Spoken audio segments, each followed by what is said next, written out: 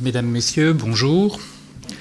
Je veux déjà rendre à César ce qui est à César. Une grande partie de mes propos est due à Jean-Paul Digard, qui aurait pu faire cette introduction mieux que moi quand il s'agit d'histoire. Je suis plutôt économiste.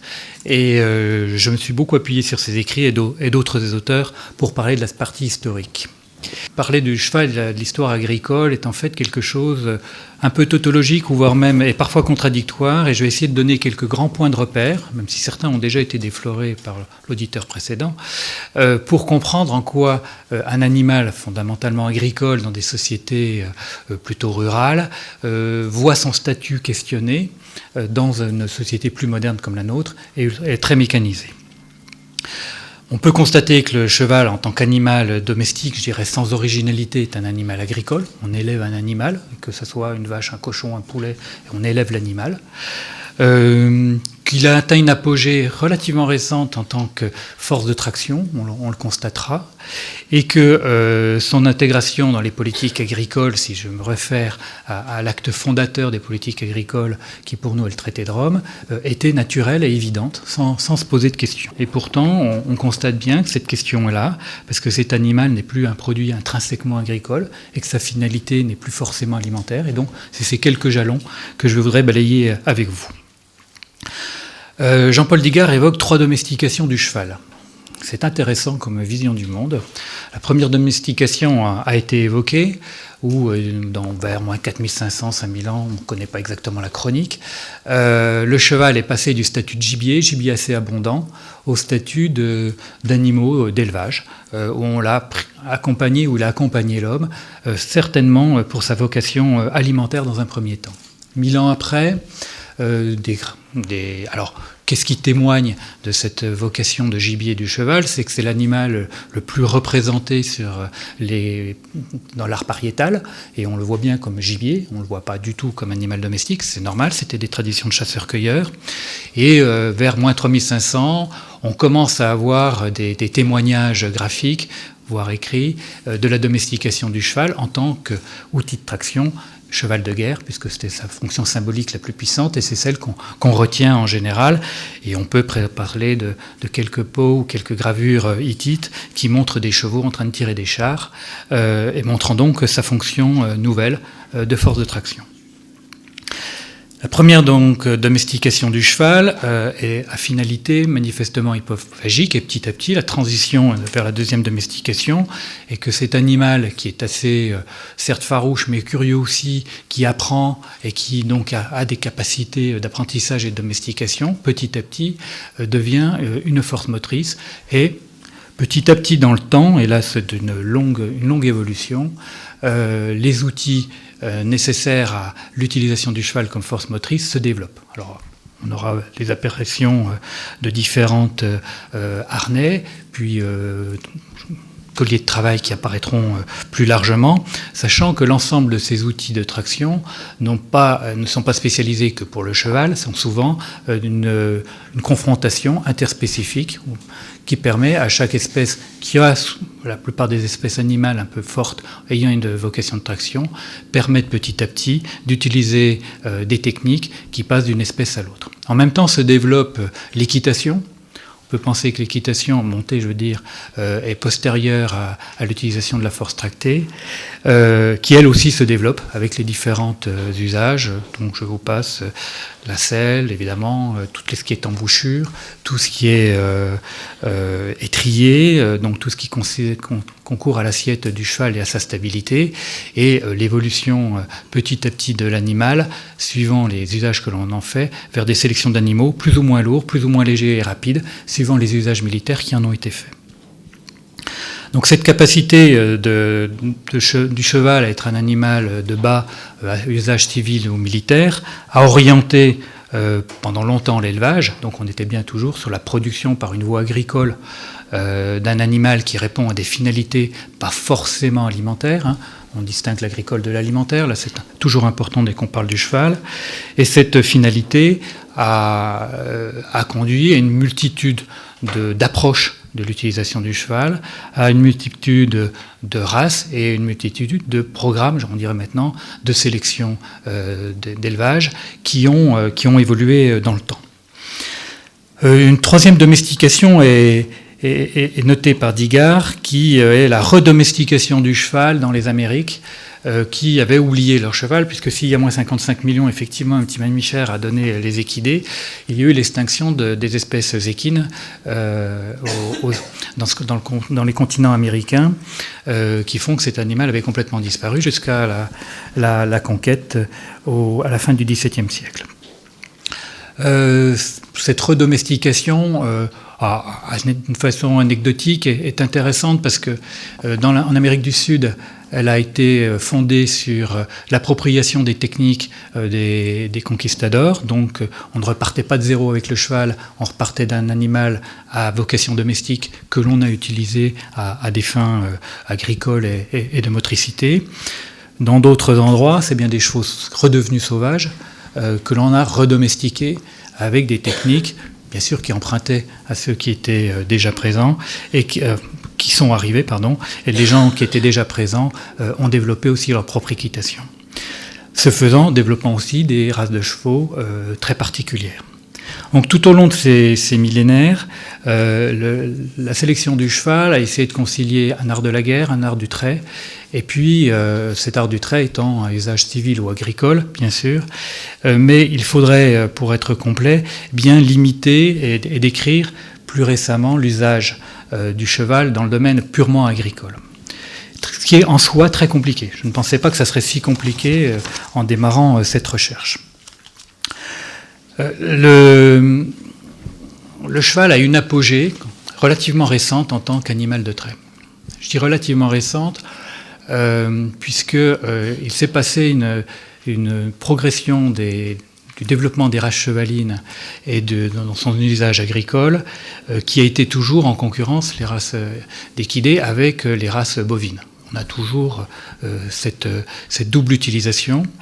En France, et moi j'ai comme témoignage, on a une salle au ministère de l'Agriculture qui s'appelle la salle Sully. Si vous regardez la fresque que vous avez le temps de la regarder quand même, quand on y passe de nombreuses heures de réunion, quelques-uns dans cette salle doivent le savoir, quand vous regardez cette fresque, il n'y a pas de chevaux de trait. Il n'y a que des bœufs. Et pourtant, on est dans le bassin parisien. Bassin d'excellence de l'usage du cheval. En plus, il y a des techniques agricoles intéressantes à regarder, semis sur labour profond, donc ça c'est intéressant. Mais ça veut dire que le cheval n'est pas une évidence en tant qu'outil aratoire, en tant que force motrice agricole. Cette non-évidence, comment peut-on l'expliquer ? D'abord parce qu'il y a des aspects culturels. Le cheval est, dans notre pays, je ne vais pas parler trop du reste de l'Europe, dans notre pays, plutôt cantonné en force agricole, dans le grand quart nord-est, alors c'est quelque chose qui englobe le nord, la Beauce, la Lorraine, ce grand endroit-là est un endroit de chevaux, et même dans ces fermes au XIXe siècle, les monographies montrent que quand il y avait par exemple 20 paires de chevaux, il y avait aussi 12 paires de bœufs. Il n'y avait jamais que le cheval. On utilisait le cheval, on le verra, pour effectivement sa force, sa rapidité, puisqu'il était un peu plus rapide que les bœufs, mais il avait un immense inconvénient, c'est qu'en tant qu'animal, il n'avait pas de finalité en fin de vie. Puisque dès 732, je prends cette date-là parce qu'elle est connue, Grégoire III interdit aux chrétiens et aux catholiques la consommation hypophagique, ce qui n'était que la longue succession d'un ensemble de conciles qui a agité l'Église sur l'hypophagie et les interdits alimentaires. Intéressant, alors, on a donné plusieurs interprétations à cette interdiction, une interprétation religieuse pour s'opposer au rite germanique. Certains auteurs le contestent. Je n'ai pas la science pour dire si c'est bon ou pas, mais ça peut faire partie des interdits. Et puis il y a l'autre interdit plus classique, c'est que le cheval ça a toujours gardé sa puissance symbolique forte, animal de guerre, et que le pouvoir politique avait intérêt aussi à ce qu'on ne détruise pas trop la force de guerre par une consommation hypophagique. Ce qui ne veut pas dire que les gens, en cas de crise, ne mangeaient pas du cheval, mais pouvaient répugner à le faire. Et donc il y avait un interdit. Cet interdit fait que dans un choix agricole, je suis agriculteur, si d'un côté j'ai le choix entre un animal puissant, rapide, qui a des besoins d'entretien, et un animal qui peut me fournir des produits annexes, si c'est une vache, c'était plus le cas de mon pays, j'ai du lait. Si c'est un bœuf, j'ai quand même de la viande à la fin. L'arbitrage économique était quand même fait en fonction de la rentabilité, de la façon quelconque qu'on la mesure, entre ses coûts d'entretien et ses capacités de rendement pour l'agriculture. Ce qui fait qu'on peut en conclure assez naturellement qu'effectivement c'est dans les zones de grand labour, avec des terrains relativement faciles à parcourir, que le cheval peut s'exprimer pleinement parce que sa force et sa rapidité peut s'exprimer. Cette interprétation est qu'une interprétation et qu'un élément de facteur qui explique pourquoi les chevaux sont plus concentrés en France dans cette grande région nord-est, alors que par ailleurs on va trouver plutôt la tradition des bovins et plus au sud la tradition des asins, qui sont des équidés, je le rappelle, j'ai beaucoup parlé cheval, mais qui sont aussi des équidés.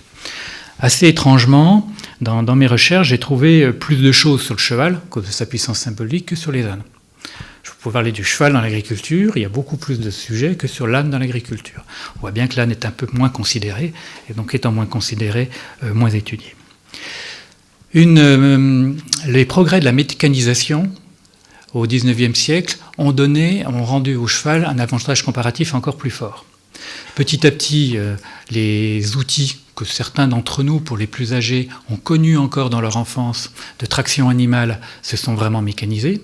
Les faucheuses, les endaineuses, et ça c'est les apparitions, voire les moissonneuses lieuses, sont apparues. Et là, la rapidité du cheval et sa capacité à s'appareiller, avec des grandes volées de chevaux, a permis de valoriser au mieux la mécanisation. Cette valorisation fait que l'usage du cheval en tant que force motrice agricole s'est développé au XIXe siècle jusqu'à peu près la Deuxième Guerre mondiale, et on va s'arrêter là.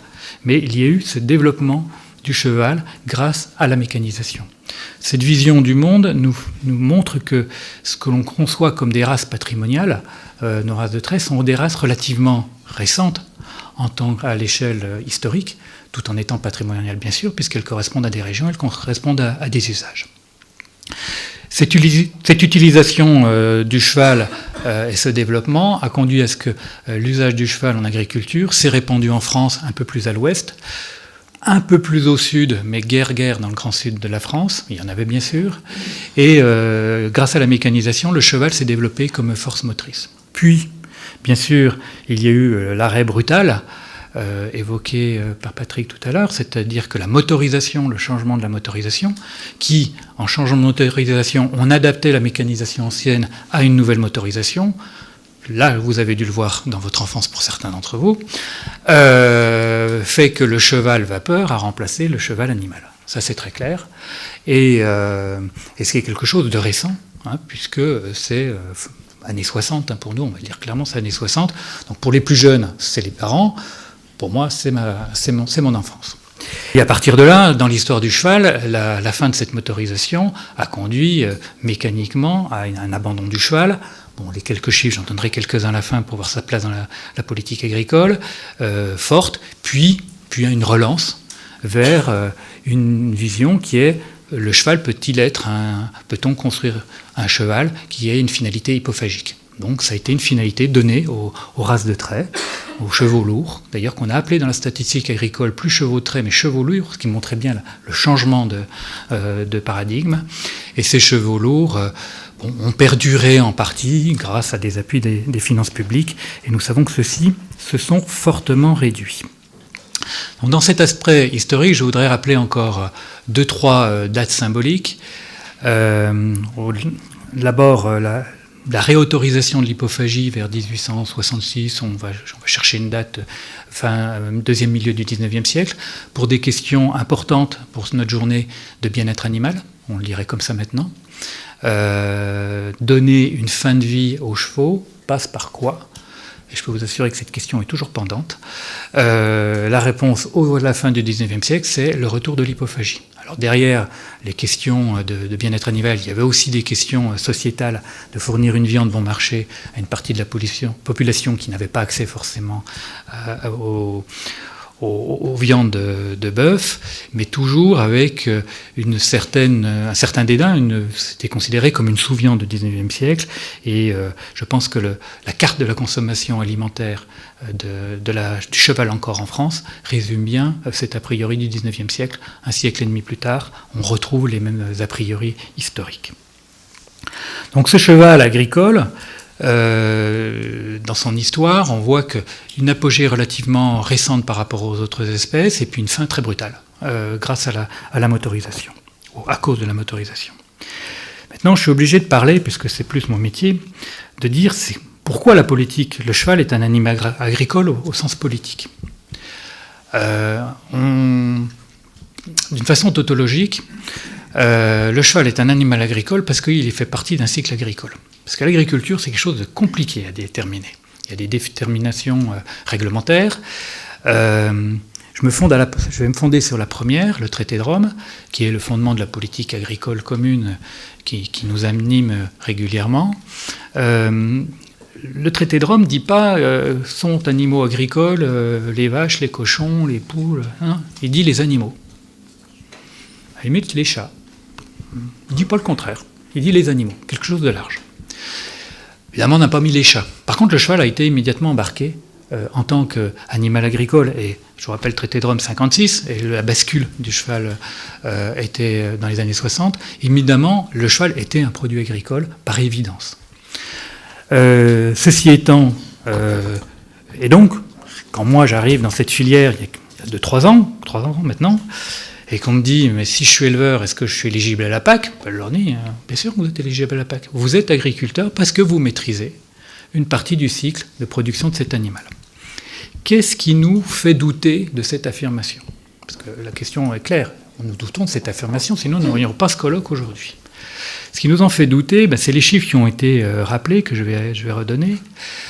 C'est que le cheval n'a plus de finalité alimentaire, c'est clair.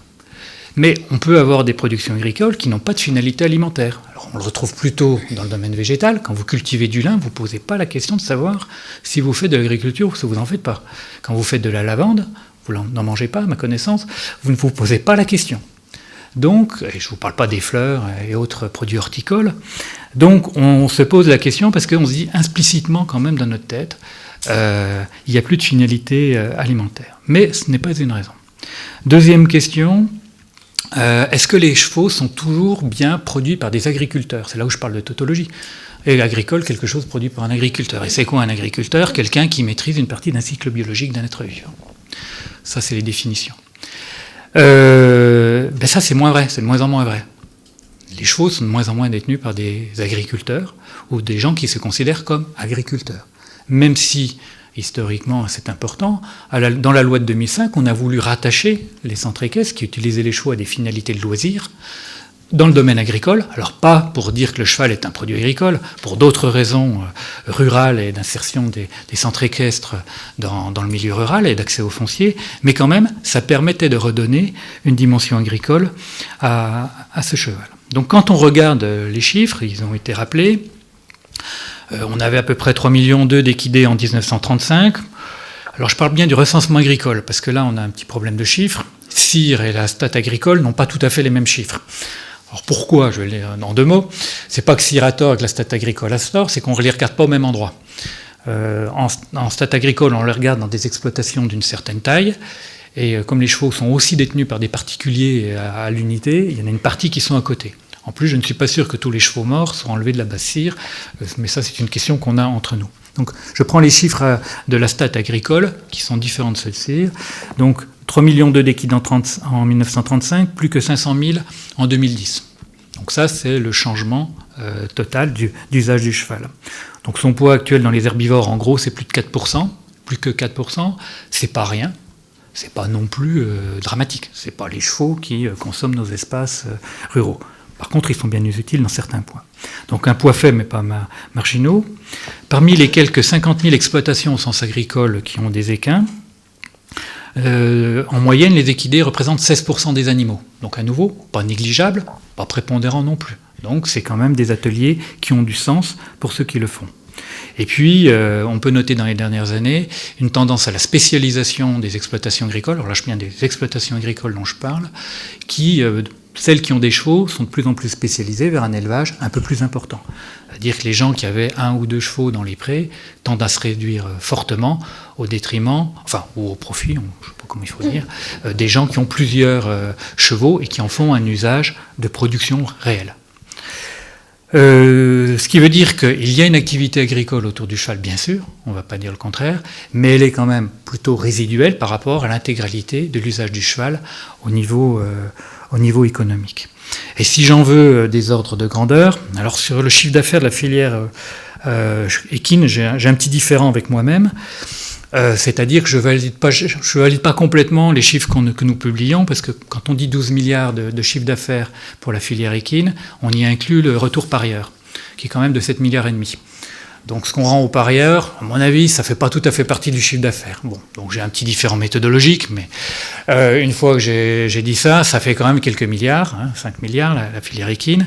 Et la filière purement agricole viande, on peut l'évaluer au niveau de la production et de la vente de production à 25-30 millions d'euros. C'est-à-dire que la part loisir du cheval est largement prépondérant par rapport à sa part, j'estime que le jeu est un loisir, par rapport à sa part alimentaire et agricole. Donc oui, le cheval est un animal agricole, parce que c'est un produit de l'élevage, mais ça reste un cheval marginal dans l'activité agricole, et c'est toute l'ambiguïté que nous avons à gérer. Je voudrais, puisqu'on a parlé de l'hypophagie, rappeler simplement qu'effectivement, l'hypophagie est résiduelle en France, c'est 0,3% de la consommation de viande, et ça se casse la figure avec une régularité incessante. Chaque crise fait remonter légèrement la consommation hypophagique. Après la première crise de l'ESB, on a vu une remontée. Après la crise de la traçabilité dite des raviolis, oui, on les a vus légèrement remonter. C'était les lasagnes. Les lasagnes, oui, c'est pas des... Oui, je me suis trompé, merci. Je cherchais cannelloni, voilà, c'était pas loin. Il y avait de la farce dedans, et j'avais pas la bonne. Qui était qu'une crise de traçabilité, pas du tout une crise sanitaire, nous sommes bien d'accord. Il y a une légère remontée, mais à chaque fois, la tendance à la baisse est colossale. Ce qui ne nous empêche pas de nous intéresser à cette chose-là, mais effectivement, maintenant, on ne consomme plus que 14 000 tonnes de viande de cheval, ce qui est peanuts par rapport à la consommation de viande en France. Donc la question du statut agricole du cheval se pose parce que sa place dans l'agriculture, comme on l'a vu, a évolué. Ce n'est plus une force motrice, elle n'a plus de fin alimentaire, et pourtant, au sens réglementaire, ça reste une activité agricole, puisque nous sommes bien dans une activité d'élevage d'animaux, en particulier d'animaux qui sont en partie à finalité agricole et en partie à finalité autre. Et là, on est obligé de se poser la question de la fin de vie du cheval, qui, je crois, est centrale dans notre appréciation de l'animal. Je ne peux pas vous faire d'historique de l'appréciation de la fin de vie du cheval. La consommation hypophagique était largement attestée au début historique. Il n'y a pas de problème, le cheval était mangé. Clair, les civilisations qui tournent autour du cheval mangeaient leurs animaux comme ils mangeaient comme source protéine. On a eu les interdits que j'ai évoqués. Actuellement, il n'y a pas d'interdit hypophagique, mais il y a presque un tabou sociologique. Donc l'hypophagie, qui est une fin de vie qui pourrait sembler naturelle pour un cheval qui a fini sa carrière, qu'elle soit sportive, de loisirs ou agricole, n'est plus quelque chose d'accepté, et on le voit dans les campagnes qui régulièrement s'affichent dans notre métro. Cette attitude qui est à constater, sur laquelle je ne porte pas, montre qu'on est peut-être à la 4e domestication, celle de l'homme par le cheval. C'est-à-dire que nous ne pouvons plus considérer le cheval comme un animal, et donc nous sommes dans la logique d'avoir un compagnon. Et on a étudié ça, on a fait des projections, on sait qu'on réfléchit sur ce statut-là, et c'est là, sur cette question de la fin de vie, que la question agricole va se poser, puisque un animal de compagnie, on l'a vu pour les chiens et les chats, peut voir ses usages à ses finalités autres réduites. Je vous rappelle qu'il y a 7 ans, j'avoue que le temps est un peu passé pour moi, il a été interdit d'utiliser les peaux de chiens et de chats pour faire de la fourrure. À titre personnel, je trouve ça compréhensible. À titre réglementaire, ça devient plus compliqué.